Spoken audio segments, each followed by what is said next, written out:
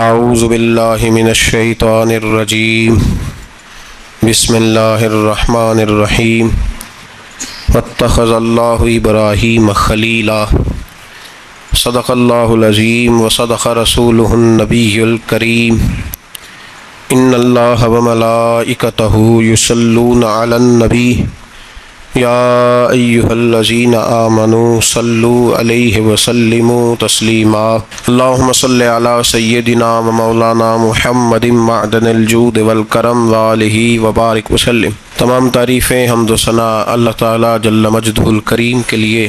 زاں بعد درود و سلام نبی محترم شفیع محتشم آقا کل ختم رسول دانائے سبل احمد مجتبیٰ جناب حضرت محمد مصطفیٰ صلی اللہ تعالیٰ علیہ وسلم کی ذات والا صفات کے لیے حمد و صلوات کے بعد، عزیز دوستو، بزرگوں اور بھائیوں، حضرت سیدنا ابراہیم خلیل اللہ علی نبینا و علیہ الصلاۃ والسلام کا تذکرہ قرآن مجید نے کئی جگہوں پہ بیان فرمایا ہے۔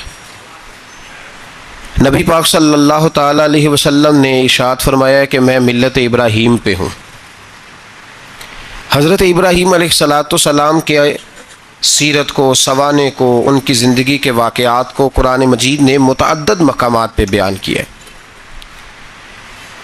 انبیاء کرام علیہم السلام 1,24,000 کم و بیش ہوئے، لیکن دین اسلام میں نبی پاک علیہ السلام کی امت میں جو مقام حضرت ابراہیم کا ہے وہ بس انہی کا ہے۔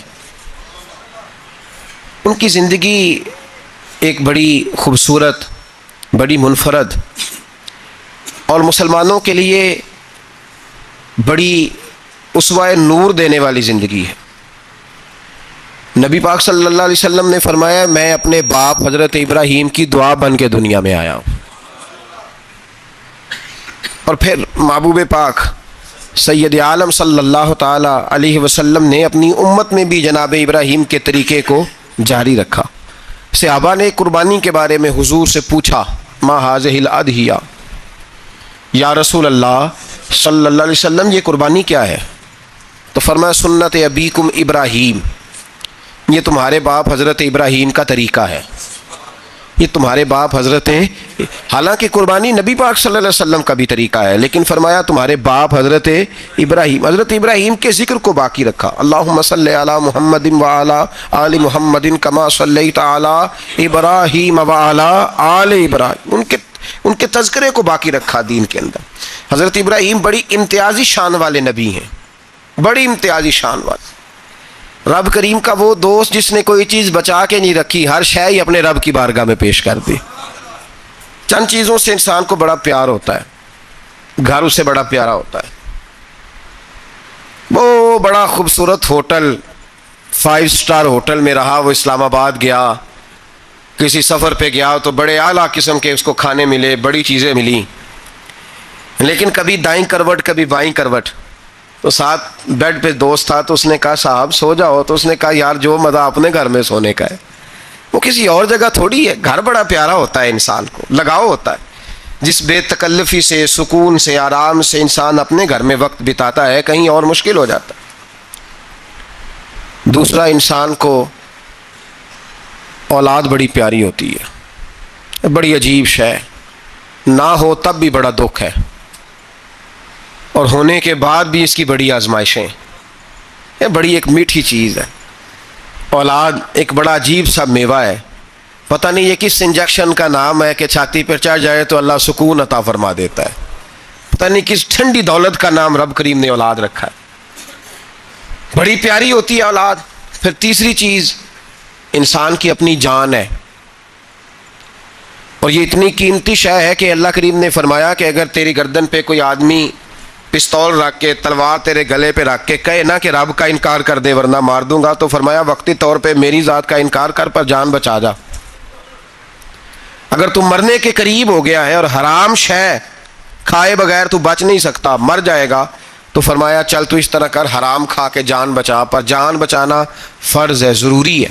وطن بڑا پیارا، اولاد بڑی پیاری، جان بڑی پیاری، پر حضرت ابراہیم سے رب کریم نے فرمایا چل ابراہیم کوئی چیز دے، تو کہا یا اللہ تینوں ہی تیرے نام پہ قربان کرتا ہوں، تیری ہوئی ساری، ہر شے تیری۔ حضرت ابراہیم نے دین کے لیے، آپ شہر بابل کے قریب پیدا ہوئے تھے، وہاں سے مصر آئے، مصر سے فلسطین آئے، اور فلسطین سے آ کر کے کعبہ آباد فرمایا۔ زندگی سفروں میں گزری۔ سفر ایک تکلیف والی چیز ہے، پر حضرت ابراہیم نے وطن چھوڑ دیا، گھر چھوڑ دیا۔ جان بڑی عزیز ہوتی ہے اصل میں نا، جب انسان جد و جہد کرتا ہے نا دین کے لیے، تو اس کے رستے میں بڑی چیزیں آتی ہیں، کبھی اولاد، کبھی گھر، کبھی باہر، کبھی حکومتیں، کبھی سیاستیں، کبھی چدراہٹیں، اس کے رستے میں بڑا کچھ آتا ہے اور اسے ہر چیز کو فیس کرنا پڑتا ہے۔ گھر کے اندر بھی جنگ ہوتی ہے اور گھر کے باہر بھی لڑائی ہوتی ہے، یہ آسان ہے ہی نہیں۔ ہم تو خیر ہتھیار چھوڑ کے پھینکنے والے لوگ ہیں، ہم بھولے بھالے لوگ ہیں، ہم کہتے ہیں میں نے تو کہا تھا مہندی نہ کرو، پر بیٹے نہیں مانے، بولے جو ہوئے۔ اسی طرح حالانکہ اگر وہ بیٹا کہے نا کہ ابا جی لاؤ زندگی میں سارا کچھ میرے نام کرو، تو پھر ہم بولے نہیں ہوتے، اور اس وقت ہم تیز ہوتے ہیں، کہتے ہیں یہ کیسے ہو سکتا ہے، ہاتھ کاٹ کے دے دوں۔ اس وقت نہیں، دین کے معاملے میں بولے ہوتے ہیں۔ بیٹا بد مذہب کے پاس جا رہا ہے تو اس وقت ہم بولے بھالے ہیں، کوئی عرض نہیں، لیکن اگر وہ اپنی پسند کی شادی کرے ہمیں کراس کر کے، پھر ساتھ ہی ہم تیز ہو جاتے ہیں۔ تو حضرت ابراہیم نے جب دین کے لیے نکلے تو جد و جہد کی، گھر کے اندر بھی گھر کے باہر بھی۔ آپ کے والد کا نام طارق ہے، وہ توحید پرست تھے، ایماندار تھے، پرہیزگار تھے۔ آپ کے چچا کا نام آزر ہے، وہ بت پرست تھے، بت بیچا کرتے تھے۔ حضرت سیدنا ابراہیم علیہ السلام جب میدان عمل میں نکلے تو حضرت ابراہیم علیہ السلام نے اپنے گھر سے جہاد شروع کیا، لڑنا پڑا۔ گھر کے اصولوں سے، چچا نے جو رواج بنائے ہوئے تھے اس رواج سے ٹکرائے۔ فرمایا میں اپنے گھر کے اندر یہ بت پرستی نہیں ہونے دیں گا۔ چچا کو ایک دفعہ نہیں، بار بار 100 دفعہ سمجھایا۔ آپ کا چچا بت بنا کے بیچا کرتا تھا۔ حضرت ابراہیم علیہ السلام تھوڑے بڑے ہوئے تو کہنے لگا کہ چلو میرے ساتھ، تم بھی بت بیچنے ہیں، ہمارا کاروبار ہے۔ حضرت ابراہیم ساتھ نکلے تو بت پکڑا ہے، گندے پانی کے اندر اس بت کو ڈبوتے ہیں، کہتے ہیں کسی نے خریدنا ہے تو خرید لو، نہ یہ نفع دے سکتا ہے نہ نقصان دے سکتا ہے، جو اپنا آپ نہیں بچا سکتا تمہیں کیا بچائے گا، خریدنا ہے تو خرید لو۔ چچا کہنے لگا تو کاروبار چمکا رہا ہے کہ تباہ کر رہا ہے۔ گھر میں بڑے معاملات خراب ہوئے، جھگڑے ہوئے، لیکن حضرت ابراہیم علیہ السلام ایک منٹ کے لیے بھی اپنے گھر کے اندر بھی کمپرومائز کرنے کو تیار۔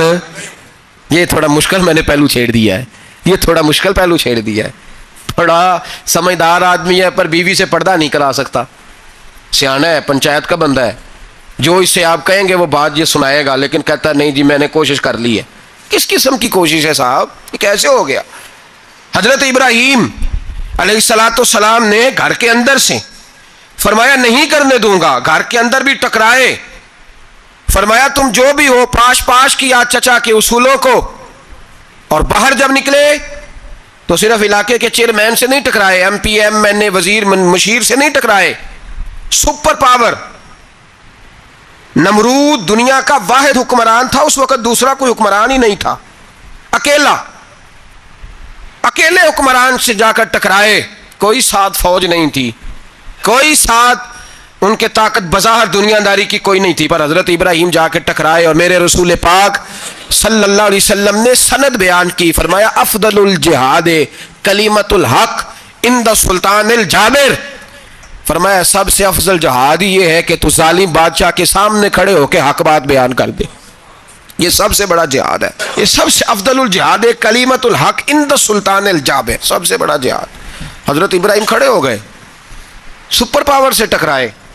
یہاں ہم لوگ حکمتوں کا شکار ہیں، دیکھیں گے، کریں گے، سوچیں گے، اور مولوی صاحب کو ویسے کہتے ہیں آپ پرہیز کریں سیاسی باتوں سے۔ بھئی اللہ کے ہر نبی نے جا کے وقت کے ظالم حکمران کو لتاڑا ہے، للکارا ہے، یہ تو مشن انبیاء ہے۔ حضرت سیدنا ابراہیم علیہ السلام نے جو اس کو جا کے کہا کہ تو جھوٹ بولتا ہے، تو جھوٹا ہے، تو خدائی کا دعویٰ کرتا ہے، تو بہت بڑا ظالم ہے، اور قرآن مجید نے اس ساری بات کو بیان فرمایا۔ حضرت ابراہیم علیہ السلام سے کہنے لگا میں رب ہوں، تو آپ نے فرمایا میرا رب تو وہ ہے جو زندہ کرتا اور مارتا ہے، تو پھر آپ حق بات بیان کریں گے تو اللہ مارے گا کہ بندہ مارے گا؟ کچھ بھی نہیں ہوتا، کیونکہ زندگی موت کس کے ہاتھ میں ہے؟ اللہ کے ہاتھ میں، زندگی موت اللہ، کچھ بھی نہیں ہوتا۔ انسان صحیح سمت کا تعین کرے اور صحیح چلے۔ حضرت علی شیر خدا سے کسی نے کہا تھا کہ آپ کے بڑی دشمنی ہے، کوئی محافظ رکھ لیں، آپ فرمانے لگے موت خود بہت بڑی محافظ ہے، وقت سے پہلے آتی ہی نہیں، بڑی محافظ ہے. وقت سے پہلے علامہ نورانی رحمۃ اللہ تعالیٰ علیہ کراچی جیسے شہر میں رہا کرتے تھے جہاں گام گام پہ خطرہ تھا. لوگوں نے کہا حضرت اتنے بڑے لیڈر ہو, آپ کی جماعت کی 62 سیٹیں ہوئی قومی اسمبلی میں, ایک ایسا وقت بھی آیا تو کوئی ایک آدمی بندوق والا, آپ فرمانے لگے مجھے ضرورت ہی نہیں, اس لیے کہ جس خدا رسول کے لیے میں نکلا ہوں وہ خود ہی حفاظت کرنے والے ہیں, ضرورت نہیں ان چیزوں. تو بھائی حضرت ابراہیم ٹکرائے اور آپ کا انداز کیا ہے, جا کے کہا کہ تو نہیں, خدا وہ ہے جو زندہ کرتا. اور اس نے ایک بیوقوفوں جیسی دلیل دی. ایک آدمی کو کل پھانسی دینی تھی تو اس کو بلایا, کہنے لگا تجھے کب پھانسی ہے؟ اس نے کہا کل. کہنے لگا جا تجھے آزاد کیا, زندگی دی, اس کو چھٹی دے دی. ایک عام آدمی بیچارہ بیٹھا تھا, اس کو پکڑ کے نا کہنے لگا اس کی گردن اڑا دو. کہنے لگا دیکھ لو میں بھی زندہ کرتا اور مارتا ہوں, وہ جو کل مرنے والا تھا میں نے زندہ کر دیا ہے, اور جس کو پتہ ہی نہیں تھا کہ میں نے مرنا ہے اسے پکڑ کے میں نے مار دیا ہے. یہ بیوقوفوں جیسی دلیل ہے. حضرت سیدنا ابراہیم علیہ السلام چاہتے تو اسی وقت دلیل توڑ دیتے کہ تو کیا بیوقوفوں جیسی بات کر رہا ہے, اگر تو زندگی دیتا ہے تو مرے ہوئے میں جان ڈال کے دے جس کو تو نے مارا ہے. لیکن حضرت ابراہیم نے دیکھا کہ بیوقوف ہے, بیوقوفوں سے بحث نہیں ہوتی, دلیل بدل لی جاتی ہے, ان کی عقل کے مطابق بات کی جاتی ہے. حضرت ابراہیم فرمانے لگے میرا رب وہ ہے جو سورج مشرق سے نکالتا ہے اور مغرب میں غروب کرتا ہے, تو اگر رب ہے تو مغرب سے نکال کے مشرق میں غروب کر. فبہت الذی کفر, کافر لاجواب ہو گیا, اس کے پاس اس چیز کا کوئی جواب نہیں تھا. علامہ اسماعیل حقی نے خوبصورت فقرہ لکھا ہے, خوبصورت جان ڈال دی ایک جملہ کہہ کے. حضرت سیدنا علامہ اسماعیل حقی رحمۃ اللہ علیہ فرمانے لگے چونکہ نمرود بیوقوفوں جیسی باتیں کر رہا تھا, اگر وہ یہ کہہ دیتا نا کہ میں سورج کو نکالتا ہوں مشرق سے, میں غروب کرتا ہوں معاذ اللہ مغرب میں نکالتا ہوں, تو آپ اپنے رب سے کہیے کہ وہ مغرب سے نکال کے مشرق میں غروب کرے. علامہ اسماعیل حقی فرماتے ہیں رب کریم کی آواز قدرت تھی, مالک حضرت ابراہیم علیہ السلام کے اس, اگر وہ کہہ دیتا اور حضرت ابراہیم دعا کر دیتے تو رب کریم نے فرشتوں کو تیار بٹھایا ہوا تھا.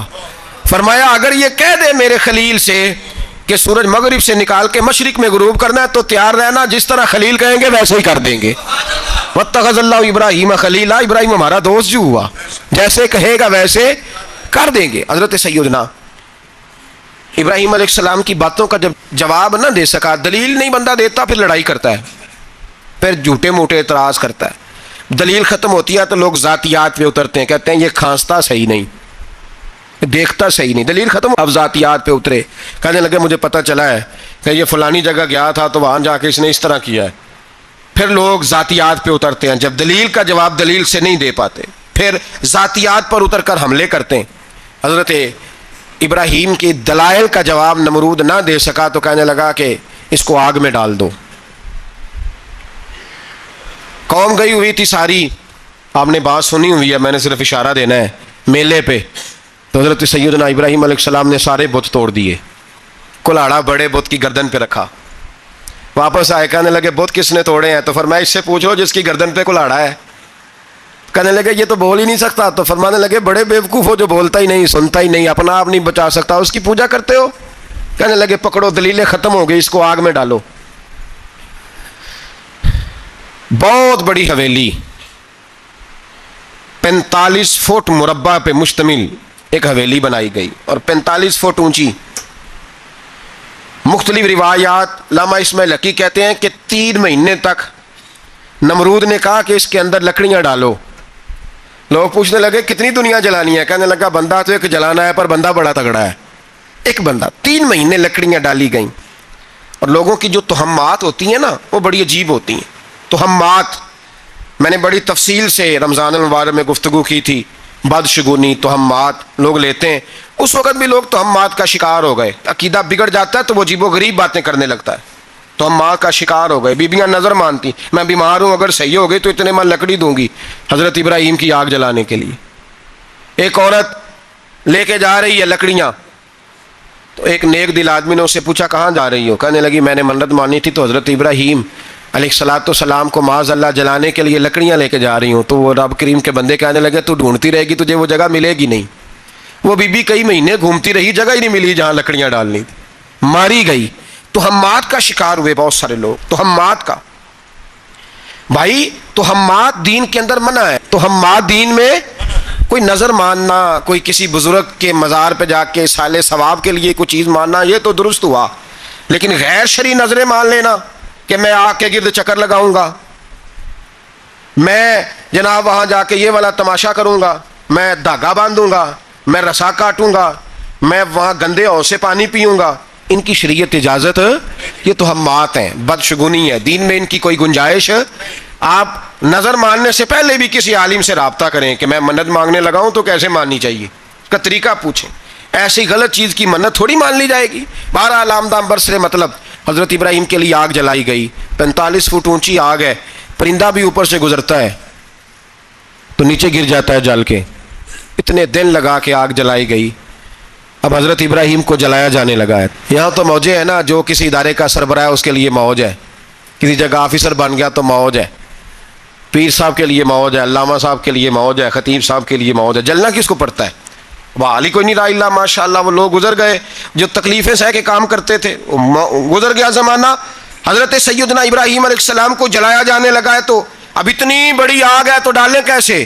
شیطان نے تجویز دی کہ منجنیق بناؤ، منجنیق، بڑے بڑے بانس باندھ کے ان کے نیچے رسا باندھو، وہ جس طرح جھولنے کے لیے جھولا بنایا جاتا ہے اس طرح ایک منجنیق پرانے زمانے میں اس میں پتھر رکھ کے پھینکے جاتے تھے دشمنوں پہ، وہ منجنیق بنائی گئی کہ دور سے حضرت ابراہیم کو پھینکیں گے، ہاتھ حضرت ابراہیم کے باندھ دیے، پاؤں مبارک باندھ دیے، پوری زمین پہ ایک نام لینے والا خدا کا، اور اس کو آج رسیوں میں جکڑا ہوا ہے۔ جب پھینکا جانے لگا نا آگ میں، حوریں رونے لگیں، فرشتے تڑپنے لگے، اے اللہ یہ کیا ہونے لگا ہے، ایک تیرا خلیل اور وہ بھی آگ میں۔ فرمایا جاؤ جا کے اس سے کہو اگر تمہاری مدد لیتا ہے تو اسے بچاؤ۔ ہوا کا فرشتہ آیا، کہا ابراہیم اگر تو کہے، او بھائی ان چیزوں کو کہانی سمجھ کے نہ سنا کریں، یہ داستان نہیں، یہ وہ طریقے ہیں جو ہمارے رسول نے ہمیں اپنانے کا حکم ارشاد فرمایا ہے، جو عقیدے، یہ وہ نظریات ہیں جو ہمیں اوڑھنے کو کہا گیا، اپنے رب کریم کی رضا پہ راضی رہنے کے یہ وہ خوبصورت مواقع ہیں صوفیاء نے جن کو بنا کر سمجھا کر ہم تک پہنچایا ہے۔ یہ ہے اہل طریقت کی باتیں، وہ کہتے ہیں یار جس حال میں رکھے راضی رہنا ہے۔ حضرت ابراہیم علیہ السلام کو پھینکا جا رہا ہے، فرشتہ آیا، اے اللہ کے خلیل اگر حکم دو تو اتنی ہوا چلاؤں کہ نمرودی جل جائے سارے، آگ ان پہ پھینک دی جائے۔ آپ نے فرمایا تو جا، تجھ سے مجھے کوئی کام نہیں۔ تھوڑی دیر کے بعد پانی کا فرشتہ آیا، کہا حضور اتنی بارش برساؤں گا کہ آگ بجھ جائے گی۔ فرمایا تو جا، تجھ سے کوئی کام نہیں۔ اب جب منجنیق میں رکھ دیے گئے، آگ میں جانے کا لمحہ ہے، تیاری ہے، حضرت جبریل امین حاضر خدمت ہوئے، کہا ابراہیم کوئی حاجت؟ فرمایا تجھ سے کوئی نہیں۔ کہا چلو مجھ سے نہیں تو رب کریم سے ہی بات کر لو، مجھے پتا ہے میں چھوٹا ہوں، آپ مجھ سے مدد کیوں لوگے، رب کریم سے ہی بات کر لیں۔ تو حضرت ابراہیم کہنے لگے جبریل یہ بتا، رب کو نہیں پتا اس کا خلیل کس حال میں ہے، اسے نہیں پتا میں کس حال میں ہوں، میرے ہاتھ بندھے ہیں، پیر بندھے ہیں آگ میں، اسے نہیں پتا، بتایا تو اسے جاتا ہے جس سے خبر نہ ہو، تو اگر اسے پتا ہے تو اگر وہ جلانے پہ راضی ہے تو میں بھی جلنے کو تیار ہوں، میں تیار ہوں، میں تیار ہوں، اسے کہو ٹھیک ہے۔ حضرت سیدنا ابراہیم علیہ السلام کو منجنیق میں ڈال کے جو پھینکا آگ میں، یا نار کونی بردم و سلاما علی ابراہیم، اللہ نے فرمایا اے آگ میرے ابراہیم پہ ٹھنڈی بھی ہو جا اور سلامتی والی بھی ہو جا۔ حضرت ابراہیم کو دو فرشتوں نے بٹھا دیا زمین پہ، پھول کھلے ہیں، کونپلیں مہک رہی ہیں، کلیاں خوشبو دے رہی ہیں، حضرت ابراہیم نے سر سجدے میں رکھ دیا، سبحان اللہ والحمد للہ ولا الہ الا اللہ واللہ اکبر۔ حضرت ابراہیم اللہ کی تسبیح پڑھنے لگے، رب کریم کا شکر بجا لانے لگے، نکلے وہاں سے، کچھ دن گزر گئے، نکلے، حکم ہو گیا ابراہیم علاقہ چھوڑ دو۔ حضرت ابراہیم علیہ السلام وہاں سے نکل کے مصر آئے، چچا کے پاس ٹھہرے، انہوں نے اپنی بیٹی جناب سارہ کا نکاح کر دیا۔ کچھ آگے بڑھے تو ایک ظالم بادشاہ سے ٹکرائے، اس نے ایک شہزادی، ایک بادشاہ کی بیٹی قید کی ہوئی تھی، جناب ہاجرہ نام تھا، ان کو قید سے چھڑا کے ساتھ لائے، حضرت لوط علیہ السلام بھی ساتھ، یہ 4 لوگوں کا قافلہ چلا، فلسطین میں جا کے پڑاؤ ڈالا، گھر بار چھوڑا، تبلیغ شروع ہوئی۔ حضرت ابراہیم کے گھر میں 2 خواتین ہیں، ایک آپ کی بیوی ہیں، ایک حضرت ہاجرہ ہے، اولاد کوئی نہیں، بڑا میوہ ہے میٹھا، گھر وہی آباد ہوتا ہے جس میں بچے روتے ہیں، گھر ہوتا ہی وہ ہے جس میں بچوں کی چنچناہٹ ہوتی ہے، بھن بھناہٹ ہوتی ہے۔ حضرت ابراہیم نے ایک بچہ روتے ہوئے دیکھا تو آنکھوں میں آنسو آئے، کہنے لگے ربی حب لی من الصالحین، یا اللہ مجھے بھی نیک اولاد عطا کر دے۔ حضرت سارہ نے سن لیا، کہنے لگی ابراہیم شاید میرے بطن سے تو آپ کو نصیب نہیں، ہاجرہ سے نکاح کر لو۔ جناب ہاجرہ سے نکاح ہوا۔ اللہ تو بڑا بے نیاز ہے، رب کریم نے حضرت اسماعیل جیسا خوبصورت بیٹا عطا فرمایا۔ بیٹا کالا سیاہ بھی ہو تو سینے کی ٹھنڈک ہوتا ہے، پر یہ تو وہ بیٹا ہے جس کی پیشانی میں نور محمدی چمکتا ہے صلی اللہ علیہ وسلم۔ حضرت سیدنا اسماعیل علیہ اتنے خوبصورت۔ اب جس بیوی کے یہاں بیٹا تھا، بیٹھنا اٹھنا بھی زیادہ اس کے پاس، آنا جانا بھی اس کے پاس، توجہ ادھر ہو گئی۔ جناب سارا رشک کرنے لگی، ایک دن کہنے لگی اسے چھوڑ آ جنگل میں، وادی غیر ذی زرع، مکے کے پاس۔ بھائی ایک بیٹا عالم دین بنا لو، کہنے لگا روٹی کہاں سے کھائے گا؟ تیرے 5 بیٹے ہیں، ایک کو حافظ قرآن بنا، کہتے روٹی کہاں سے کھائے گا؟ وہ بچہ بھی کہتا ہے میں کہاں سے کھاؤں گا؟ حضرت ابراہیم علیہ السلام تو چند مہینے کا بچہ چھوڑ آئے، تو کہاں سے روٹی کھائی حضرت اسماعیل نے؟ کہاں سے کھائی ان کی اماں نے روٹی؟ بھوکے مر جاتے ہیں یہ سارے۔ میں بڑی ذمہ داری سے کہا کرتا ہوں کہ جتنی خوبصورت روٹی اللہ کریم دین کے خادموں کو عطا کرتا ہے شاید کسی اور کے نصیب ہوتی ہو، لیکن ہم لوگ توجہ ہی نہیں کر رہے، ہمارا ذوق ہی نہیں بن رہا، ہم یہ محنت ہی نہیں کر رہے کہ قوم کو مستند علماء کی ضرورت ہے، علاقوں کے علاقے خالی ہیں، ادھر ہمارا مزاج ہی نہیں بن رہا، توجہ ہی نہیں دین کی خاطر۔ اور پھر چلے بچے تو بعد کی بات ہے نا، جو ابھی خود جوان ہے وہ بھی یہ دعا، ایک صاحب مجھے کہنے لگے میں دعا مانگ رہا ہوں اللہ مجھے بیٹا دے تو میں اسے دین پہ لگاؤں گا، تو میں نے کہا آپ بھی بوڑھے نہیں ہوئے، آپ خود ہی لگ جائیں، بیٹا تو ابھی آئے گا تو لگے گا نا، تو آپ تو اس وقت ہے تو آپ تو پہلے لگے نا صاحب، 2 گھنٹے تو نکال کے آئے، دین سیکھنے کو کافی ہے۔ آپ اتنی لمبی سوچ رہے ہیں کہ بچہ آئے گا تو بڑا ہوگا تو وہ جائے گا تو دیکھی جائے گی، ابھی تو آپ ہیں تو آپ تو آؤ۔ حضرت ابراہیم نے بچہ وہاں چھوڑا۔ یہاں سے جو عمرہ کرنے لوگ جاتے ہیں نا، جو حج کرنے جاتے ہیں، ان کو پتہ ہے کہ وہاں دنیا کی ہر نعمت ملتی ہے، پھر بھی ڈبل ٹرپل پیسے لوگ جیبوں میں ڈال کے جاتے ہیں۔ حضرت ابراہیم جب وہاں لے کے گئے تو کوئی انسان نہیں تھا، پانی کا قطرہ نہیں تھا، 2 کلو کھجور، ایک مشکیزہ، بیوی کو تھمایا۔ ہمارے گھر میں ہزاروں چیزیں پڑی ہیں، لیکن وہ جو توکل ہے نا وہ ختم ہو گیا ہے۔ اللہ دے گا، حلال حلال پہ قناعت کرے، جائز جائز پہ بھروسہ کرے، رب کریم عطا کرنے والا ہے، وہ مزاج ختم ہو گیا۔ حضرت سیدنا ابراہیم علیہ السلام 2 کلو کھجوریں، ایک مشکیزہ پانی کا دے کر کے، اور وہاں بٹھایا آپ نے اپنے بچے کو اور اپنی زوجہ جناب ہاجرہ کو، اور بٹھا کر کے یہ واپس پلٹنے لگے تو حضرت ہاجرہ سلام اللہ علیہ نے آواز دی، کہا ابراہیم کس کے سہارے پہ چھوڑ کے جا رہے ہو؟ جہاں آب زمزم کا کنواں ہے نا، جو لوگ گئے ہیں جنہوں نے صفا مروہ کی صحیح کی ہے، صفا مروہ سے باہر نکلے نا، سرکار کی ولادت کا مقام ہے، اس جگہ پہ آب زمزم کا کنواں تھا، وہاں حضرت سیدنا ہاجرہ کو بٹھایا، کوئی چیز نہیں، کوئی درخت نہیں، کوئی کھیت نہیں، کوئی پانی نہیں، کوئی کنواں نہیں، وہاں بٹھایا اور بٹھا کر کے نکلنے لگے تو جناب ہاجرہ فرمانے لگی ابراہیم کس کے سہارے پہ چھوڑ کے جا رہے ہو؟ کہنے لگی اللہ کے سہارے پہ۔ تو پاک باز بی بی نے ایک لفظ پوچھا، کہا ابراہیم یہ میرے رب کا حکم ہے، یہ میرے، بس جن کا عقیدہ توحید مضبوط ہو ان کے لیے ایک جملہ کافی ہوتا ہے، یہ میرے اللہ کا حکم ہے؟ تو جناب ابراہیم علیہ السلام فرمانے لگے ہاجرہ ہاں رب کا حکم ہے۔ جب یہ لفظ کہے تو چاہیے تھا نا حضرت ابراہیم تسلی دیتے، تو بی بی صاحبہ تسلی دینے لگی، عرض کرنے لگی ابراہیم اگر اللہ کا حکم ہے تو پھر آپ ہماری فکر نہ کرنا، اگر یہ رب کا حکم ہے تو پھر ہماری فکر نہ کرنا، جس رب نے ہمیں یہاں تک پہنچایا ہے وہ ہمیں کبھی بھی ضائع نہیں فرمائے گا، پھر فکر نہ کرنا۔ حضرت ابراہیم آ گئے، بات آپ نے سنی ہوئی ہے، اشارہ کرنا مقصود ہے۔ 13 سال میں چلے مان بھی لیا جائے بعض روایات کی روشنی میں کہ آتے جاتے بھی رہے، لیکن مکمل دیکھ بھال اپنے بچے کی پرورش میں پورا حضرت ابراہیم علیہ السلام کا کردار، سارا کردار ماں کا تھا۔ میں جب خواتین کے بارے میں کوئی بات کرتا ہوں تو میں آپ کو اکثر کہتا ہوں کہ یہ صرف بیوی کے لیے حکم نہیں ہوتا، یہ ٹریننگ بیٹی کو دینی ہے اور بہن کو دینی ہے، یہ تربیت کریں اپنے گھر میں۔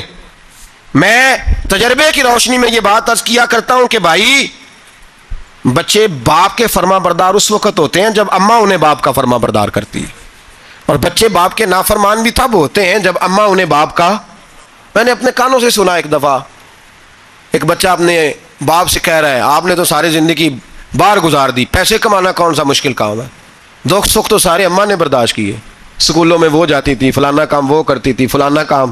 اب یہ سوچ اس کی ذاتی تو نہیں، یہ اس کو دی گئی ہے، اور اگر اس کو یہ سوچ دے دی جائے کہ اماں کہے کہ میں تو اپنوں میں رہی ساری زندگی، میں نے تو اپنوں میں وقت گزارا، اور تیرا باپ تو کئی دفعہ جنازے بھی نہیں پڑھ سکا، اس نے تو ماں باپ ایسے دفن کر دیے، وہ اگر یہ سوچ فراہم کرے تو پھر بچہ باپ کا فرما بردار ہوتا ہے. اور یہ والی روایتیں ہم بیوی کو سناتے ہیں، حالانکہ کس کو سنانی چاہیے؟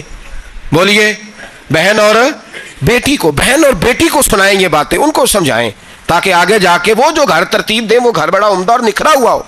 حضرت سیدنا ابراہیم 13 سال کے بعد آئے، چونکہ گھر میں اللہ تبارک و تعالیٰ کی دوستی کا چرچا تھا، اللہ تبارک و تعالیٰ کی محبوبیت کا غلبہ تھا. 13 سال کے بعد فلما بالغ معہ السعی، بیٹا جب اتنا بڑا ہوا کہ سال چلنے لگا تو حضرت ابراہیم نے اپنے بیٹے کو بلا کے کہا بیٹا مجھے خواب آئی ہے، میں تجھے ذبح کر رہا ہوں، تیری کیا رضا ہے؟ تو حضرت اسماعیل کہنے لگے یا ابت افعل ما تؤمر، ابا جی اللہ جیسے حکم دیتا ہے میرے ساتھ ویسے ہی کریں، جیسے اللہ حکم دیتا ہے ویسے ہی، بولیے ویسے ہی کریں. حضرت حاجرہ کو کہا کہ ایک دوست نے دعوت کی ہے تو وہاں جا رہے ہیں. بی بی مطمئن ہے، تفصیلات کی ضرورت نہیں، ختم بات، اعتبار ہے، مطمئن ہو گئی. شیطان پیچھے سے آیا ماں کے پاس. ذرا تھوڑی دیر کے لیے تصور جمائیے، یہاں تو پڑوسن آ کے کوئی بات بتا دیتی ہے خاوند کے بارے میں تو کئی مہینے جھگڑا جاری رہتا ہے، پڑوسن محلے دار. شیطان نے آ کے بتایا لفظ کیا ہے؟ کہا حضرات تمہیں پتہ ہے کہاں جا رہے ہیں؟ کہا دوست کی دعوت میں. تو کہنے لگے دوست کون ہے؟ رب کریم. اور ابراہیم کا خیال ہے کہ اس رب نے مجھے حکم دیا ہے کہ میں ذبح کروں. تو حضرت حاجرہ کہنے لگی کبھی باپ بھی بیٹے ذبح کرتے ہیں؟ تو شیطان کہنے لگا ان کا خیال ہے کہ ان کے رب نے حکم دیا ہے. تو جناب حاجرہ فرمانے لگی اگر رب نے حکم دیا تو پھر تو مجھے شیطان لگتا ہے، تو مجھے شیطان لگتا ہے. کا کیا مطلب؟ فرمانے لگی اگر رب کریم کا حکم ہے تو میرے پاس ایک اسماعیل ہے، اگر 1000 بھی ہوتے میں سارے اللہ کے راستے میں پیش کر دے دیتی. مالک کا ہی تو ہے سارا کچھ، اسی کا ہے، اس میں لیت اللہ کی کیا گنجائش؟ حضرت سیدنا ابراہیم علیہ الصلوۃ والسلام نے بیٹے کے حلق پہ چھری رکھ بھی دی اور چھری چلا بھی دی، رکھ بھی دی. اور وہ تو اللہ کریم نے فرمایا یا ابراہیم قد صدقت الرؤیا، ابراہیم تو نے خواب سچا کر دکھایا، وہ قیامت تک تیرا نام رہے گا. حضرت ابراہیم نے وطن بھی دیا، جان بھی دی، بیٹا بھی. اللہ کریم نے دمبے دیے، فرمایا یہ فدیہ ہے. اب یہ قربانی قیامت تک حضرت ابراہیم کے طریقے کے مطابق جاری ہے. حضرت ابراہیم بہت بڑے مہمان نواز تھے، بہت بڑے. آپ جب مصر میں قیام تھا تو بڑے بڑے لمبے چوڑے لنگر پکتے تھے، لوگ آیا جایا کرتے تھے، بڑا تفصیل کے ساتھ کھانا ہوتا تھا. مہمان نوازی آپ کی خاص صفت مبارکہ ہے. ہمارے ہاں بھی مہمان نوازی ہوتی ہے امیروں کی، بلکہ اب تو مہمان نوازی اس طرح کی ہے کہ کل تیری میرے پاس دعوت ہے اور پرسوں میری تیرے پاس ہے. وہی امیروں میں وہ چکر رہتا ہے، پارٹیاں دوست ایک دوسرے کو ڈالتے ہیں، تیری طرف پارٹی تیری طرف. اور اسی انداز میں اب یہ عید آئے گی نا، ٹکا پارٹیاں ہوں گی جگہ جگہ. اور لوگ سوال پوچھنے لگے ابھی سے، کہتے ہیں قربانی کا کتنا گوشت گھر رکھنا جائز ہے؟ قربانی کا کتنا گوشت گھر رکھنا جائز ہے؟ سارا ہی جی. اس لیے فریزر لے لیں، فریج سے نہیں کام چلے گا. سارا ہی جائز گھر رکھنا، سارا ہی جائز ہے، رکھ لیں. اور خدا کے بندے، قربانی وہ بندہ دیتا ہے جو سارا سال ہی گوشت کھاتا ہے. صحیح کہہ رہا ہوں؟ قربانی صاحب نصاب، صاحب استطاعت بندہ دیتا ہے نا، تو وہ سارا سال ہی گوشت، تو سارا گھر میں رکھنا بھی جائز ہے، لیکن سارا دے دینا بھی. تو جو آ رہی ہے اس پہ کیوں توجہ کرتے ہو؟ جو دوسرا جائز ہے اس پہ کیوں نہیں عمل کرتے؟ سارا تقسیم کر دیں، بات ختم ہوئی. یقین کریں محرم میں جا کے دوست ٹیلی فون کر کے سوال پوچھتے ہیں، کہتے ہیں صاحب سنا ہے قربانی کا گوشت محرم میں کھانا جائز نہیں. میں کہ نہیں، ربیع الاول چ بھی جائز جے، رجب رمضان تک کھاؤ، کوئی بندہ نہیں منع کرتا. اس لیے کہ کسی کو دینا تو پسند ہی نہیں. یا پھر اس میں سے جو خاص چیزیں ہیں وہ اپنی فریج میں، اور باقی جو ہے وہ دوسروں کے لیے. یہ کیا طریقہ ہے ہمارا؟ اور اسی پہ عمل ہے. اللہ تبارک و تعالی ہمیں سمجھنے کی توفیق عطا فرمائے. حضرت ابراہیم بہت بڑے مہمان نواز تھے. صرف قربانی نہیں دیتے تھے، سارا سال بہت سارا لنگر، بہت سارا کھانا پینا، بہت ساری چیزیں جاری رہتی تھیں. اور جتنے غریب لوگ تھے فلسطین کے، ان کو پتا تھا کہ حضرت ابراہیم علیہ الصلوۃ والسلام کا لنگر جاری ہے. فلسطین میں جب آپ کا قیام تھا، ایک دفعہ ڈھیروں مہمان آ گئے اور کھانے کو کوئی چیز نہیں. حضرت سارا اور جناب حاجرہ دونوں اس وقت موجود تھیں. وہ کہنے لگی ابراہیم بہت سارے مہمان آ گئے تو کیا کریں؟ جناب سارا کہنے لگی کس طرح کر کے ان کی مہمان نوازی کرنی؟ اور حالات یہ ہیں کہ قحط پڑا ہوا ہے فلسطین میں، مصر میں، دور دراز علاقوں میں. تو حضرت ابراہیم کہنے لگے یہ اللہ کے مہمان ہیں اور ہمیں رب کریم کا بندہ سمجھ کے آ گئے ہیں، اللہ ہی بندوبست کرے گا. فرمانے لگے میرا مصر میں ایک دوست ہے، وہ قحط کے دنوں میں گلا جمع کر لیتا ہے، میں اس کی طرف پیغام بھیجتا ہوں, مجھے امید ہے وہاں سے غلہ ملے گا. 2 3 5 اونٹ والے غلام بلائے اور ان کو کہا کہ جاؤ غلہ لے آؤ مصر کے دوست سے. وہ لوگ کہتے ہیں ہم غلہ لینے گئے, وہاں جب پہنچے تو حضرت ابراہیم خلیل اللہ علیہ السلام کا پیغام دیا تو آپ کا وہ دوست کہنے لگا غلہ تو بے شمار تھا, مجھے خبر نہیں تھی کہ حضرت ابراہیم کا پیغام آئے گا, تو میں تو سارا تقسیم کر چکا ہوں, لوگ لے گئے, اب تو کوئی شے نہیں. اب وہ خالی آ گئے 5 کے 5 اونٹ. جب خالی آئے تو حضرت ابراہیم کی حویلی کی دیواریں چھوٹی چھوٹی تھیں. ان غلاموں میں سے, خادموں میں سے, آپ کے ان چاہنے والوں میں سے ایک کہنے لگا یار وہ غریب تو انتظار کر رہے ہوں گے کہ غلہ لینے گئے ہیں, ہمیں روٹی ملے گی. چھوٹی چھوٹی دیواریں ہیں, وہ جب دیکھیں گے نا خالی آ گئے تو انہیں تکلیف ہوگی. اس طرح کرو بوریوں میں ریت بھر لیتے ہیں, ریت بھر کے لے جاتے ہیں, بعد میں اندر رکھ کے انہیں سمجھا بہلا لیں گے یا حضرت ابراہیم کو بتائیں گے, وہ خود ہی ان لوگوں کی دل جوئی فرمائیں گے. اب غلہ کی جگہ ریت بھر کے اونٹوں پہ رکھ کے لائی گئی. لا کے بوریاں جب رکھ دی گئیں, حضرت ابراہیم علیہ السلام دوپہر کے وقت آرام فرما رہے تھے. بی بی سارا اٹھی, کہتی ہیں جب میں نے دیکھا نا کہ بوریاں پہنچ گئی ہیں تو گئی, غلام کو ساتھ لیا اور اس کو جب کھولا نا تو کہتی اتنی حسین گندم میں نے پہلے کبھی دیکھی نہیں تھی, اتنا پیارا دانہ میں نے کبھی ملاحظہ ہی نہیں کیا تھا. فرماتی ہیں جب اس کو پیس کر چکی میں روٹیاں پکائیں تو خوشبو دور دور تک پھیل گئی. اعلیٰ غذا بنی, بڑے بڑے کھانے بیبیوں نے مل کے پکائے, چن دیے گئے. حضرت ابراہیم اٹھے تو لوگ کھانا کھا رہے, سجدہ شکر ادا کیا, اور جب سجدے میں گئے تو وہی آنے لگی, پھر رونے لگے. جب پلٹ کر باہر تشریف لائے تو جناب سارا کہنے لگی ابراہیم تمہارا مصری یار بڑا اچھا ہے, اس نے اتنی اعلیٰ گندم بھیجی ہے کہ اتنی تو میں نے پیاری گندم کبھی دیکھی نہیں. جناب ابراہیم مسکرائے, فرمانے لگی سارا یہ مصری یار نے نہیں بھیجی, یہ میرے عرشی یار نے بھیجی ہے, یہ میرے عرشی یار نے بھیجی ہے. بھائی مہمان نوازی مزاج تھا, لٹا دینا مزاج تھا, دوسروں کی اشک شوئی مزاج تھا. حضرت ابراہیم علیہ السلام کا طریقہ ہے قربانی, حضور نے ان کا طریقہ بیان کیا. اگر سال کے بعد قربانی دینا ان کا طریقہ ہے تو سارا سال غریبوں کو روٹی دینا بھی حضرت ابراہیم کا طریقہ ہے. سارا سال غریب کی نوکری کرنا یہ بھی حضرت ابراہیم کا طریقہ ہے.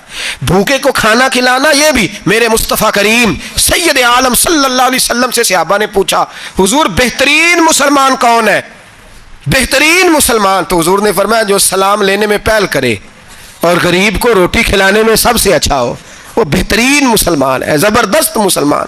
ہمارے ہاں دعوتیں ہوتی ہیں تو امیروں کی, افطاریاں ہیں تو امیروں کی, اور میرے مصطفیٰ کریم علیہ السلام نے فرمایا بدترین دعوت ہے جس میں امیر بلائے جائے غریب نہ بلائے جائے, وہ بدترین دعوت. حضرت ابراہیم کا طریقہ رہا ساری زندگی مہمان نوازی. اور دوسرا ان کا مزاج تھا, اللہ سے پیار ہو گیا تھا نا. جب رب کریم سے محبت ہوتی ہے نا اور محبت کا احساس ہوتا ہے دل میں, پھر سجدے لمبے ہوتے ہیں. عام آدمی تو نماز بھی نہیں پڑھ سکتا, جس سے خدا سے محبت ہوتی ہے وہ تہجد بھی نہیں چھوڑ سکتا. وہ یہ محبت کی بات ہے نا, جس کو پیار ہوتا ہے اس کی تہجد بھی ہے, اس کی اشراق بھی ہے, چاشت بھی ہے, اس کے عمرے بھی ہیں, اس کے حج بھی ہیں, اس کے بار بار کعبۃ اللہ کے دیدار بھی ہیں. یہ محبت الہی ہے, جوش مارتی ہے. ان لوگ سجدہ کرتے ہیں تو اٹھتے ہی نہیں, اللہ کے بندوں سے پیار کرتے ہیں اللہ کی. حضرت ابراہیم کو رب کریم سے اتنی محبت تھی, اتنا پیار تھا کہ وہ آپ کی زندگی کے ہر پہلو سے چھلکتا تھا. ایک وقت ایسا آیا کہ اللہ تعالیٰ نے حضرت ابراہیم کو بہت زیادہ مال عطا فرمایا. اتنے اونٹ گنے نہیں جاتے, گائیں اتنی زیادہ کہ شمار نہیں ہوتی, بکرے بکریاں اتنی زیادہ کہ شمار, بہت زیادہ مال اللہ نے عطا فرمایا. اور ابھی کچھ عرصہ پہلے آپ پیچھے جائیں نا تو جو لفظ مال تھا وہ روپے پہ تو بولا ہی نہیں جاتا تھا, وہ جانوروں پہ بولا جاتا تھا. بہت زیادہ مال اللہ نے دیا, بکریاں, گائیں, اونٹ, بیل, بڑا کچھ. تو رب کریم نے فرشتوں سے فرمایا کہ واتخذ اللہ ابراہیم خلیلا, ابراہیم میرا دوست ہے. تو فرشتے کہنے لگے یا اللہ جسے اتنا کچھ دیا جائے اس نے دوست تو بننا ہی ہوتا ہے, تو نوازا ہی بڑا ہے, اتنا مال, اتنے کھیت کھلیان, اتنا کچھ. اللہ کریم نے فرمایا جاؤ آزمائش کر لو, امتحان لے لو. فرشتہ امتحان لینے پہنچ گیا. حضرت ابراہیم کے جانور چر رہے ہیں چراگاہ میں, حضرت ابراہیم بھی ہیں, غلام بھی ہیں, بہت بڑا ریوڑ ہے. آپ تشریف فرمائیں. ایک فرشتہ آیا تو کھیت میں چھپ کے بیٹھ گیا اور بلند آواز سے کہنے لگا سبحان اللہ والحمد للہ ولا الہ الا اللہ واللہ. یہ تسبیح بڑی پسند ہے, محبوب نے ان کی فضیلت بیان کی. اب وہ حضرت سیدنا ابراہیم علیہ السلام کھڑے تھے تو وہ کھیت میں بیٹھ کے تسبیح پڑھنے لگا سبحان اللہ والحمد للہ ولا الہ الا اللہ. حضرت ابراہیم کہنے لگے یہ میرے رب کا نام کون لے رہا ہے, بڑی اس کی میٹھی آواز ہے, بڑی کون ہے؟ ڈھونڈنے لگے، گھومتے گھومتے اس کے پاس چلے گئے، فرشتہ انسانی شکل میں، تو میرے رب کا ذکر کر رہا تھا؟ اس نے کہا میں ہی کر رہا تھا۔ فرمانے لگے یار ایک دفعہ پھر نہیں کرتا؟ تو کہنے لگا ابراہیم پہلے تو میں اپنی مرضی سے کر رہا تھا، تو کہتا ہے تو پیسے لگیں گے، پیسے ہیں تو کر دیتا ہوں۔ حضرت ابراہیم کہنے لگے بول تو کیا لے گا؟ میرے اللہ کا ذکر سنانے کا کیا لے گا؟ کہنے لگا جتنی بکریاں آپ چلا رہے ہیں ساری دے دے تو میں اللہ کا ذکر سنا دیتا ہوں۔ اور آپ نے فرمایا بس جا تیری ساری ہوئی، میرے رب کا ذکر سنا۔ اور پھر شروع ہو گیا سبحان اللہ الحمدللہ ولا الہ الا اللہ واللہ اکبر۔ حضرت ابراہیم علیہ السلام کیف میں، یار پھر ذرا سنا، نہ علماں وچ پھسا سانو، تو یار دی گل سنا سانو، ذرا دوبارہ سنا۔ پھر سنایا، ایک دفعہ پھر کہا۔ فرشتہ کہنے لگا بس جی آپ کے پیسے پورے ہو گئے۔ حضرت ابراہیم کہنے لگے چل ایک دفعہ اور سنا۔ کہنے لگا پیسے لگیں گے، تو کیا لے گا؟ کہنے لگا گائیں بھینسیں ساری میری۔ فرمایا بس یار اتنی قیمت، تو سنا صحیح، سارا کچھ ہی تیرا۔ پھر شروع ہو گیا سبحان اللہ والحمدللہ ولا الہ الا اللہ واللہ اکبر۔ گائیں دے دیں، بھینسیں دے دیں، وہ ذکر سناتا ہے۔ حضرت ابراہیم کبھی مچلتے ہیں، کبھی روتے ہیں، کبھی آہیں بھرتے ہیں، تو میرے رب کا نام لے رہا ہے، ذرا پھر سے لے۔ کیف جاری ہے۔ کہنے لگا بس بھائی۔ حضرت ابراہیم فرمانے لگے تو اور لے لے جو لینا ہے، مجھے ذکر سنا۔ اس نے کہا ابراہیم بکریاں میں لے چکا، گائے بھینسیں میں لے چکا، اونٹ رہ گئے، سارے لے لوں گا پھر ذکر سناؤں گا۔ فرمایا جا تیرا ہوا تو ذکر سناتا رہ، میں دیتا ہوں۔ دے دیا، کچھ دیر ذکر کیا تو اب خاموش ہو گیا۔ حضرت ابراہیم خلیل اللہ علیہ السلام فرمانے لگے ذکر سنا۔ کہنے لگا ابراہیم اب تیرے پاس دینے کو کیا ہے، ہر چیز تو میں لے چکا۔ آپ فرمانے لگے یہ گائے بھینسیں بکریاں چرانے کے لیے تجھے کوئی نوکر ملازم بھی تو چاہیے نا، تو اس طرح کر مجھے رکھ لے، میں روٹی نہیں مانگوں گا، کھانا نہیں مانگوں گا، تو اللہ کا ذکر سناتا رہنا، میں تیرے جانوروں کی نوکری کرتا رہوں گا۔ حضرت ابراہیم علیہ السلام نے جب یہ کہا نا، فرشتے کی آنکھوں میں آنسو آ گئے۔ تر دامنی پہ شیخ ہماری نہ جائیے، ہم دامن نچوڑ دیں تو فرشتے وضو کریں۔ فرشتہ رو پڑا اور کہنے لگا ابراہیم مجھے سینے سے لگاؤ، آپ واقعی اس قابل ہیں کہ اللہ آپ کو اپنا دوست بنائے، واقعی اس قابل ہے کہ رب آپ کو اپنا۔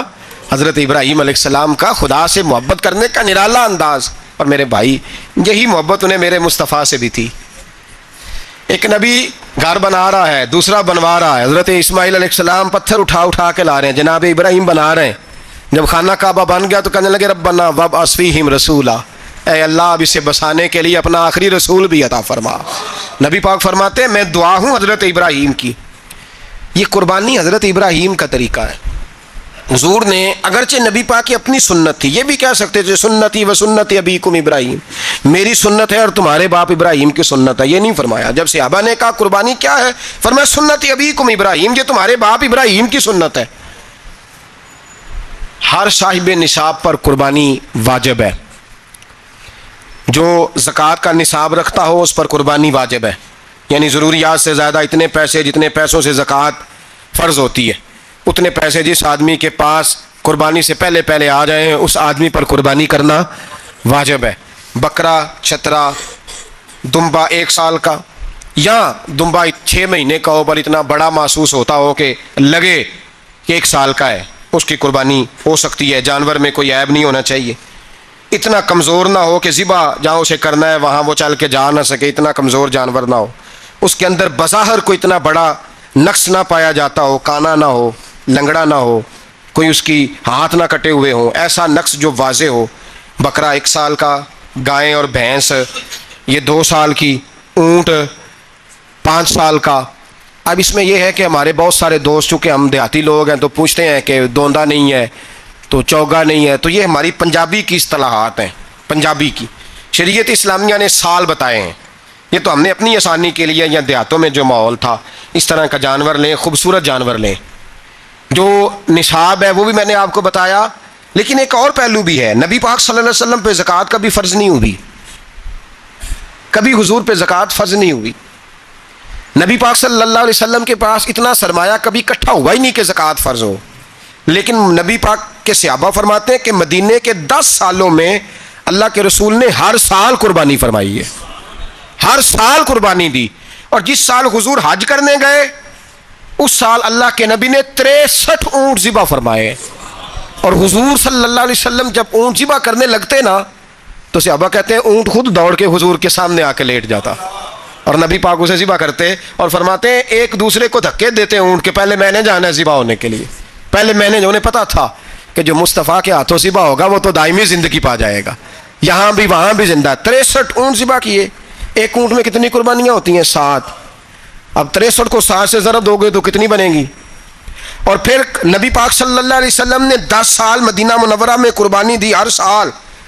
اب وہ 63 اونٹ، ایک اونٹ میں 7 قربانیاں، ہر سال یہاں قربانی۔ اور مولا علی شیر خدا فرماتے ہیں نبی پاک 2 قربانیاں دیتے۔ میں نے کہا حضور 2 جانور ذبح کر رہے ہیں آپ، تو حضور نے فرمایا ایک میری طرف سے، ایک میری امت کی طرف سے، غریبوں کی طرف سے۔ اور حضرت علی کو حضور نے وصیت فرمائی تو 2 دیا کرے گا۔ یا رسول اللہ صلی اللہ علیہ وسلم میں غلام ہوں، خادم ہوں۔ حضور نے فرمایا علی ایک تو نے اپنی دینی ہے، ایک میری طرف سے دینی ہے۔ 2 قربانیاں۔ مولا علی نے بھی ساری زندگی 2 قربانیاں دی۔ حضرت علی بھی مال کے نصاب نہیں تھے، اپنا مکان ہی نہیں تھا، کوئی کاروبار نہیں تھا، کئی دن فاقے رہتے تھے، پر قربانیاں کتنی دیتے تھے؟ 2۔ ہمارے پاس ویسے اگر سسرال میں، میکے میں، کزنوں میں کچھ شادی ہو جائے تو 50-60 ہزار کا خرچہ برابر ہے، وہ پکا ہے۔ اور قربانی کی باری غریب ہو گئے، سارے ہی غریب ہو گئے، کہتے نہیں یہاں مشکل ہے۔ او خدا کے بندے، اللہ کے ساتھ تجارت کر، اس کے راستے میں 1 دے گا، رب تجھے 70 گنا اضافہ کے ساتھ عطا فرمائے گا۔ قربانی مال کے نصاب پہ ہے۔ کوشش کیا کریں کہ اللہ کے راستے میں جب دینا ہو پھر لیت اللہ سے بچیں، خوبصورت جانور لائیں جن کو اللہ نے توفیق دی ہے، ان کے لیے نصیحت ہے جن کو اللہ نے توفیق دی۔ میں نے اپنے حضرت صاحب کو دیکھا ہے، وہ کہتے تھے کئی جانور اللہ نے بڑا نوازا ہے، کہتے ایک میرا ہے، ایک میرے ماں کا، ایک میرے باپ کا ہے، ایک میرے فلاں استاد صاحب کا، ایک میرے پیر صاحب کا ہے۔ یہ جانور غوث اعظم جیلانی کا نام کا دے رہا ہوں۔ اور پھر ایک بڑا خوبصورت جانور بندھا ہوتا اور حضرت خود ان کو چارہ ڈال رہے ہوتے، تو حضور یہ کیا ہے؟ فرمانے لگے یہ میں رسول اللہ کے نام پہ قربان کروں گا، یہ نبی پاک کے نام پر قربان کیا جائے گا۔ جن کو اللہ نے حیثیت دی ہے وہ کوشش کریں اپنے محبوب کی طرف سے بھی قربانی کریں، نبی پاک کے نام کی قربانی دے، خوبصورت سا جانور پیارا، پھر اس کی خدمت ہو، پھر اس کی قربانی دی جائے اور نبی پاک کے نام پر قربانی دی جائے۔ حضور نے خود وصیت فرمائی حضرت ابو بکر صدیق کو، قربانی بڑا حسین عمل ہے۔ اور میرے نبی پاک صلی اللہ علیہ وسلم نے ناراضگی بھی فرمائی، ذرا خوگر حمد سے تھوڑا سا گلہ بھی سن لے۔ میرے حبیب نے فرمایا جو طاقت کے باوجود قربانی نہ کرے وہ ہماری عیدگاہ میں عید کی نماز پڑھنے نہ آئے، وہ نہ آئے۔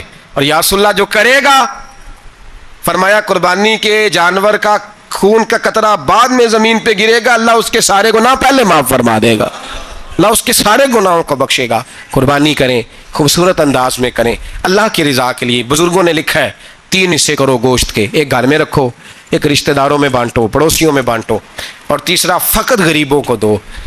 لیکن میں اکثر یہ سوچتا ہوں کہ ہمارے ہاں قربانی کرتا ہی وہ ہے جن کے گھر میں ہر جمعرات کو چھوٹا گوشت پکتا ہے، اور جن کے گھر میں ہفتے میں 3 دفعہ مرغی کا گوشت پکتا ہے، وہی تو قربانی دینے کے قابل ہوتے ہیں۔ تو وہ بھی اگر قربانی کے بکرے میں سے بھی تیسرا رکھنا چاہیں تو اجازت تو ہے، میں نے کہا سارا رکھنے کی بھی اجازت ہے، لیکن اگر آپ مہربانی کریں، کوشش کریں کہ یار ہم تو سارا سال ہی کھاتے ہیں، اور ہمارے یہاں جو گوشت تقسیم ہوتا ہے نا وہ بھی باری لگی ہوئی ہے، ادھر سے پلیٹ آئی تھی گوشت کی تو ادھر سے بھر کے چلی گئی، بھئی اس نے کی ہے، اس کو بار بار گوشت دینے کا کیا مطلب ہے؟ آپ یہ دیکھیں عزیزوں میں، رشتہ داروں میں، اور میں اگر تھوڑا سا آپ کی توجہ کرانے میں کامیاب ہو جاؤں تو سفید پوش لوگوں کو دیکھیں، کچھ سفید پوش ہیں، سفید پوش جن کے اوپر قرضے ہیں، بیماریوں نے جکڑ لیا ہے، گھر میں بڑے بڑے سخت مریض آ گئے ہیں، سفید پوش پہلے دیا کرتے تھے۔ آپ ان سے پوچھتے ہیں صاحب قربانی، تو بات کو ٹالتے ہیں، وہ کہتے ہیں سوچ رہا ہوں کوئی حصہ ڈال جائے، پردہ پوشی کرتے ہیں، کہتے ہیں کہیں حصہ رکھا ہوا پردہ پوش۔ اکثر وہ لوگ قربانی نہیں دے پاتے، اکثر دیا کرتے تھے اب نہیں دے پا رہے، کیوں؟ اس لیے کہ مشکلات ایسی آ گئیں۔ ان لوگوں کا خیال کریں، ان کے گھروں تک گوشت پہنچا کے آئیں، ان پر توجہ کریں۔ وہ سفید پوش آدمی کبھی ذکر نہیں کرے گا، کچھ تو ایسے ہیں جو خود پہنچ جاتے ہیں کہ ہمیں گوشت دیا جائے، لیکن کچھ سفید پوش ہیں لا یسألون الناس الحافا، اللہ فرماتے کچھ لوگ لپٹ لپٹ کے سوال نہیں کرتے، سفید پوشی کا بھرم رکھتے ہیں، کا مزاج نہیں۔ ان کی طرف دیکھیں، اپنے رشتہ داروں کو دیکھیں، خاص کر ان رشتہ داروں کو دیکھیں جن کا آپ کو پتہ ہے کہ غریب ہیں، مجبور ہیں، ان کے گھروں میں گوشت بھیجیں۔ غریب بیٹیوں، غریب بہنوں کا خیال کریں، اس طرف متوجہ ہوں، ان کے ساتھ اس نے سلوک کریں، اس طرف آپ لوگ خیال کریں۔